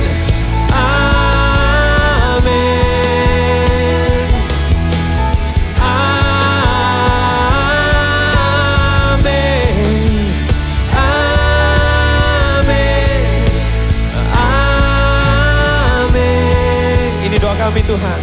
May His favor be upon you and 1,000 generations and your family and your children and their children and their children. May His favor be upon you and 1,000 generations and your family and your children and their children and their children. May His presence go before you and behind you and beside you, all around you and within you. He's with you, He's with you. In the morning, in the morning, in the evening, and the coming, and the growing, and the rising. Hallelujah. Sekali lagi katakan. He's for you, He's for you, He's for you, He's for you, He's for you, He's for you. Katakan sekali lagi. Amin. Amin. Amin. Amin. Amin. Amin.